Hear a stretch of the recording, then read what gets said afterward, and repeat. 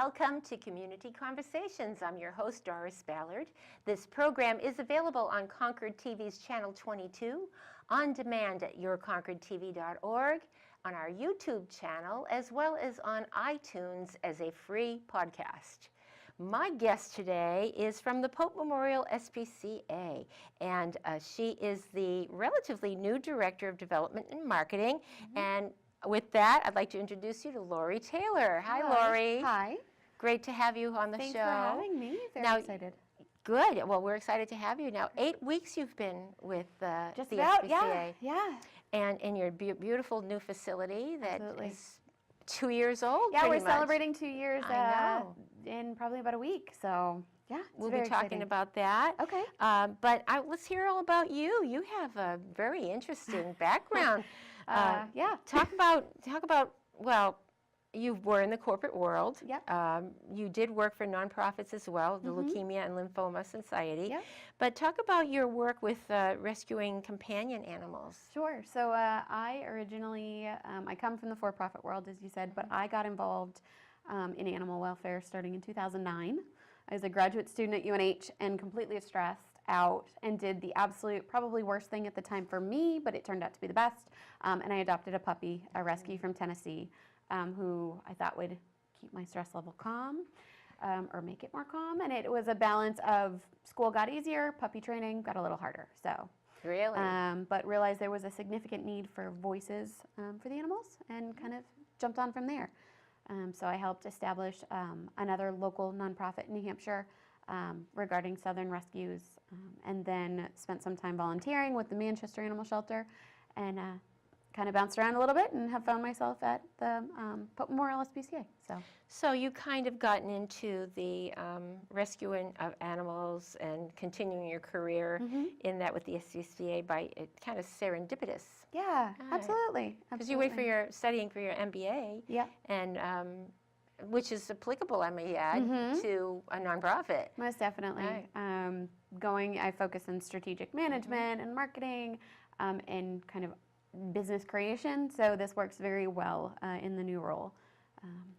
So what are some of, I know you've only been there 8 weeks, but you must be starting to become familiar with your new position. Oh, yeah. What are some of your goals that are getting you excited about for the, you have a relatively new director as well? Yes, yep. So talk a little bit about some of those ideas that you may have. Sure. So our executive director, Susie Butler, has been with us for about 7 months now.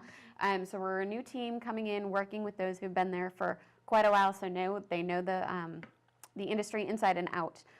So we're doing a lot of initiatives to really let people know about the building, about our care and our programs, and how we're not just adoption and we're not just animal rescue, that we do a lot of community outreach, community programs, and educational outreach is a big focus, very important. And I'm very excited to see both that and our events grow. We have a lot of really great awareness and fundraising events. So we'll be talking all about that. Absolutely, today. I would love to. We want to send people, I'm going to mention your website often, to your website, which is popememorialspca.org. Yes. And it is called Pope Memorial because a very generous benefactor did make a donation towards the new building, which is near the Autobahn. Right, we are right next door, off exit 2 from 89. It's a beautiful location. Really? We're so fortunate to have the campus, we're kind of calling it now, because we have an administration building and then the dog play yard, and then we have a beautiful facility. And through the capital campaign a couple of years ago, we were just so fortunate that the building and the land are paid off. So that anyone who walks through our doors and says, I want to be part of this, I want to give back to the animals, you're giving directly back to them. So keeping us running, keeping the lights on, and really working to fit medical needs, behavioral needs, and making sure we get as many animal service from the community. So I have quite a bit to talk, and we only have 25 minutes or so. So you say that you'll be celebrating 2 years. Just real quickly, are you having any plans in place for a celebration, or is you just putting the word out that, hey, it's been 2 years? I think just Yeah. more putting the word out. A lot of people know that what we were doing, what we were building, and that we have a beautiful facility, but haven't come through our doors. Right. But in the same regard, our foot traffic is very high. It's almost like a bank where we'll be 15, 20 minutes before open, and I see the cars lining up to come on in and check us out. That's great. So I want to make sure everyone comes down, sees the facility, It's beautiful. and sees the ins and out of what we do and how we do it, and how we're really trying to be a leader in the state. It's great. Yeah.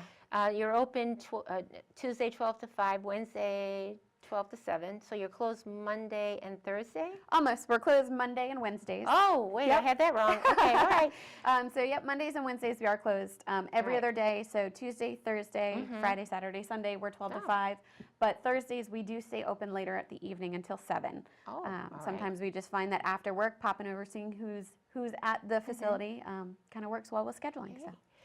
All right, so let's now talk about the adoptions. Sure. Because how many animals would you say, how many dogs would you say you have right now? That's right now. Approximately. You didn't count them before you I came? didn't count before we left, but up on the adoption floor, we probably have, I would say, just under a dozen or so. We definitely have some in foster, so not everybody's available at the shelter. But in addition, we also have those that we're treating or who aren't ready yet. So when you walk in, it's a little bit loud if you go into the dog area, just because we at any point can probably have up the upwards of 20 to 24 dogs in-house. You mentioned the foster care. So you have Yeah. families that are taking in dogs. Yeah. Is that to get them ready to be part of a family or? Exactly. Right. So our foster program is great. So we are just always looking for families who maybe they're not ready to do the full adoption lifetime commitment, or they just want to give back in a new way, and we'll open their doors to animals, whether they are just sick and need a little bit of time to recover and don't need the stress of the shelter. We have a BMOD program, meaning where if we have an animal come in that might have some behavioral issues or just need a little bit more training in that one-on-one time, we are always looking for fosters to take them in to help them. In meeting a dog for the first time or an animal, if they know the basic commands of sit, stay, down, they're so much more adoptable and kind of easier to show per se. So the foster program lets us do that. And then we're always having fosters for our cats, whether it's to socialize them or kittens when they're just too young to hang out in the shelter. We find people who want to take in whole litters of kittens.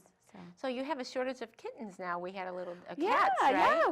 we've had a great problem. So over the past couple weeks, and now we're ramping up, but probably about 2 months ago, we, not for a lack of getting out there, getting the word and saying we're here and we're open, in mission, but we just didn't have many cats. So we were fortunate. We started working with a lot of the other shelters in New Hampshire and in the area, and helped move their longer standing residents into our facility so that they could then open up room for cats in their community.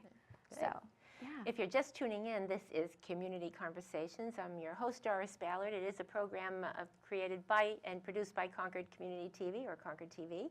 And my guest today is Lori Taylor. She is the Director of Development and Marketing for the Pope Memorial SPCA, and that is popememorialspca.org. And we're finding out all about we're catching up with what's going on over there at Absolutely. the SPCA. Let's talk about education, because you have not just adoptions, but you have humane education programs. Talk about that. Sure. So what we're finding is that we do adoptions well. We really take care of all the animals in the community. We service about 31 to 32 towns. In the animals and their needs. So in addition, we've realized that with increased education and community programs, that we are really shaping the whole kind of industry per se, and just making the ownership experience that much more enthralling for everyone. So we have community programs to help with training or medical needs, and then we do a lot with kids education. So summer camp is a wonderful hot ticket this year. So we're offering 7 weeks of summer camp. So we're bringing ambitious, in a dozen or so children every week to get hands-on experience with the animals, talk and learn about how to be an advocate, how to be safe around animals. In addition, we have after-school programs. We work with at-risk youth. That's great pairing. Yeah. So the students come in who may be having just some trouble for whatever reason, and they work with training a dog and instill confidence in the dog, and we realize that they're developing confidence themselves. That's very exciting. So we do reading tale programs where we have kids come in and read to the animals for socialization. And then we go into schools and we encourage groups to come in just to learn. We have Shannon Camera, who's been with the shelter for many years, and she is just phenomenal, and she is bulking up these programs. So, yeah. So what are the age groups for the age category for the kids camps? So they all depend on what camp session. They're very focused for the ages. So I believe it's 6 to 8. We have a younger, Camp Love a Pet, just for fun. And then the 8 to 12 is more of an animal advocate, so really diving into what it means to speak up for the animals and how to really make their impact. They make adoptable videos, they hang out, they have lots of fun.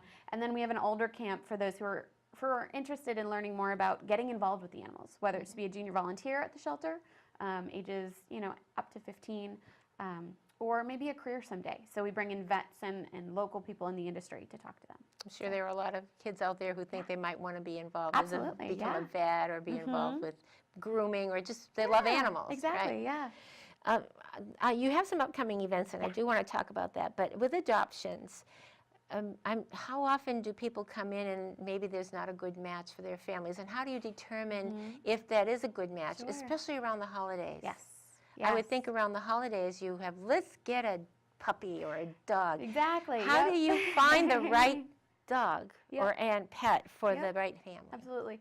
So we encourage everyone first, before coming in, if they want to check us out online and see what animals that we have available on the adoption floor, just to get a feeling.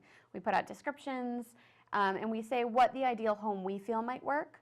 And when you come in, you directly work with an adoption counselor. So it's just a one-on-one conversation, talking about what your needs are and what you're looking for the pet, and then we know the animal, so we'll then make introductions. Or if you want to meet someone, we'll go through and make sure that it's a good match. Then we do meetings, one-on-one after applications.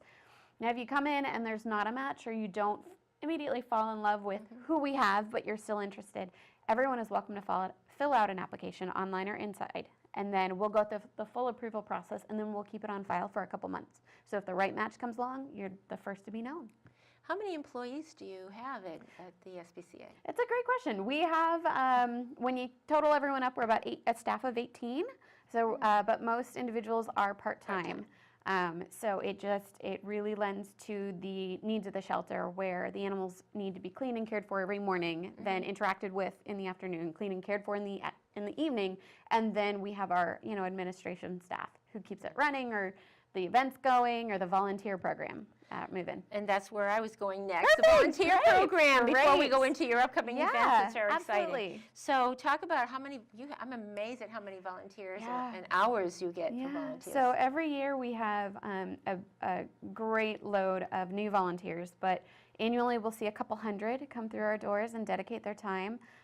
Last year alone, donated over 10,000 hours, and our volunteers do almost everything there. Whatever they want to do, we make sure that their skills and their desires are put to great use. So we have orientation programs and training programs for them. So if they wanted to work with small animals or cats, we go through it all. We have dog enrichment volunteers, dog walking volunteers. But outside of that, we also have those who want to help that education portion. So they can be an education volunteer, come to special events, or go off campus and just be an advocate for our events and adoption days, administrative help, or just building new toys for the dogs out back, general repair. So if people want to volunteer, they can call? They can call. Feel free to give us a call or check us out online. Anyone who's interested can also apply directly online, and it's all an automated system. So once you go through, you actually pick and schedule. You make your own schedule, so it's very flexible, very easy, and on your smartphone. A very easy fit schedule for you. So. I encourage people to go visit because it's an impressive facility that we have, and it's a great resource for animal lovers in this community and beyond, I'd say.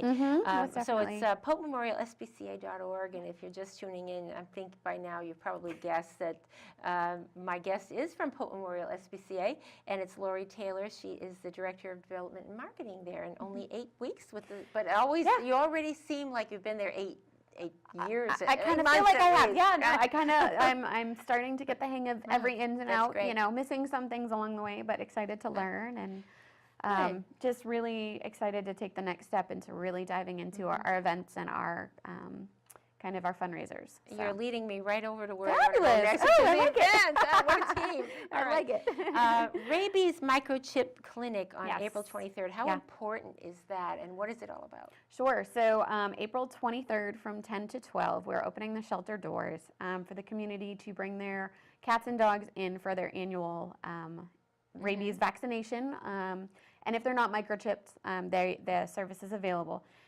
It's imperative for the rabies vaccination. You need it for your annual dog license, and it's great, for the other animals.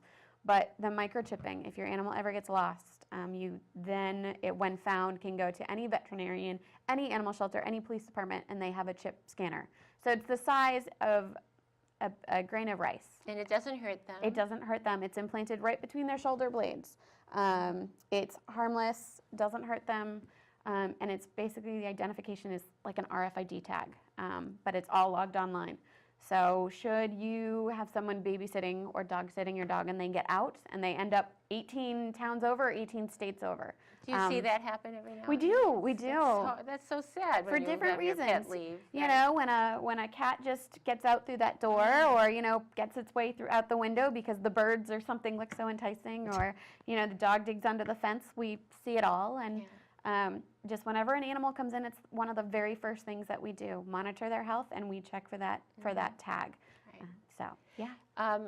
There are some times, unfortunately, that you do have to put an animal down if there's just no getting around their health, right? They're Exactly. just not well. So we are a no-kill facility, and with that, but we do occasionally have to put some of the animals once in a while down. It's a But you're very a minimal number. no-kill We are a facility, no-kill right. facility. The only times that would really come up is if there's an extreme medical treatment that if they're in pain, it's And then that would humane be and your the main. rightful thing to do. Right.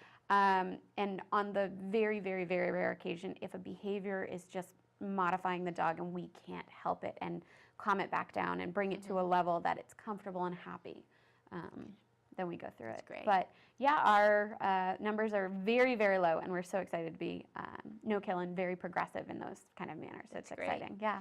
All right, back to the rabies microchip Yes. clinic. What's going to happen? What are the hours? How much does it cost? Sure, yes, yep. So it's Saturday the 23rd, so it's coming up quick from 10 to 12 in the morning. We're asking anyone who's attending for cats to be in carriers and dogs on leashes just for everyone's safety. You could have the friendliest dog out there, but maybe not everybody else is. Rabies vaccinations are $20 each, which is a Very affordable. great cost savings, and we're working with area vets too, and it's all done with them.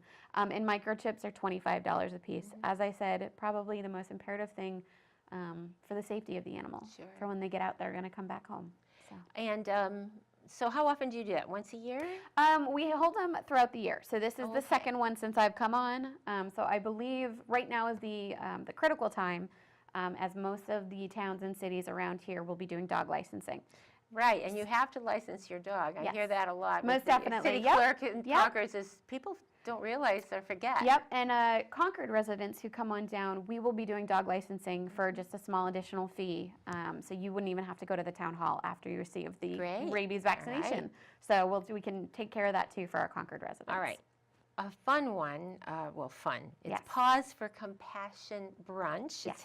Tickets are on sale now. Yes. And it's happening May 1st. Mingle with shelter pets, bid on a silent auction items, guest speakers Bruce Zeman and Hobbs, Yeah. an interactive game of heads or tails, delicious brunch, all proceeds benefit the animals. What a fun time. It is a blast. And you're It's a working on blast. that now. You're getting ready We for are. that. We're getting close. Tickets are on sale. We're relatively close to selling out, which will be great. We probably have 50 to 70 tickets left. It's held at the Grapponi Center. So it's just a wonderful brunch. It's the weekend before Mother's Day, so I'm encouraging anyone who's looking for something fun for the women in their lives to go do.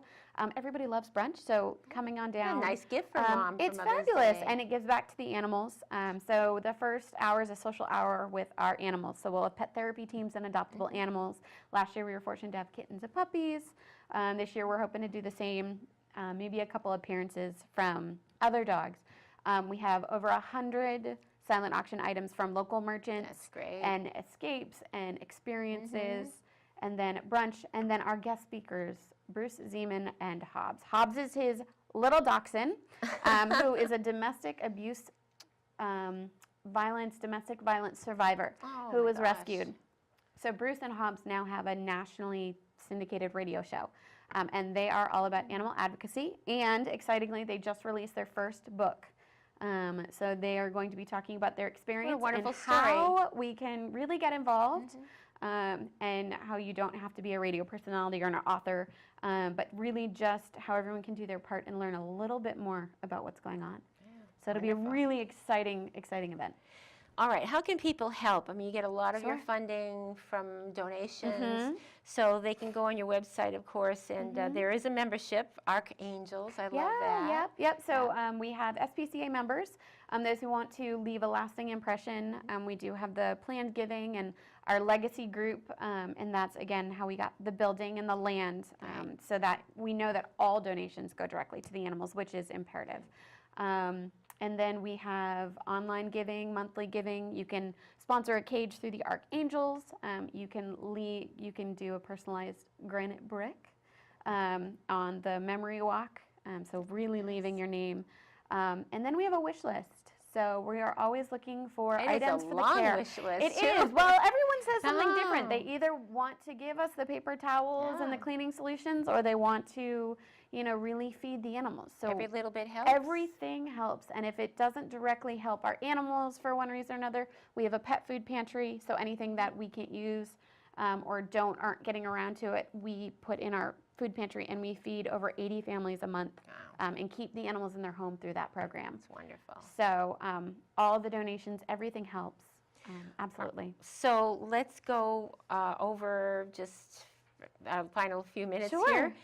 If you want to find out more information about the Pope Memorial SPCA, it is just that, popememorialspca.org. And they're having two big events coming up, April 23rd, the Rabies and Microchip Clinic. And then there's May 1st. Tickets are on sale. How much are the tickets? So Pause for Compassion Brunch. Exactly. So our SPCA members are 45 and non-members are 55. Another good reason to become a member. It's a fabulous reason. So. And if you want to volunteer and you love to be around animals and help them out, there's 10,000 hours in 1 year. Even more. And so with that, is there anything that we've forgotten? We didn't talk about the dog park. We didn't talk about your collaboration with that, but everything's on your website, Everything's on the website. And on social media, they can go like. So facebook.com/Pope Memorial SPCA. Basically, anytime you search Pope Memorial SPCA, we should be coming up. And we're going through a website revamp, so we'll be seeing that change shortly. So it's very exciting. Well, with that, I want to thank Lori Taylor, Director of Development and Marketing at the Pope Memorial SPCA. Come on anytime to talk about the wonderful work that you do. Next time, maybe I'll bring a cat or a dog. Not a cat, I'm allergic. Oh, but a dog, no problem. We'll do that. A picture of a cat, pictures or video, whatever. Great, absolutely. Thank you so much. No, thank you. And thank you for tuning in to Community Conversations. I'm Doris Ballard, and we have a weekly program here at Concord TV and a podcast as well. So have a great day, everyone.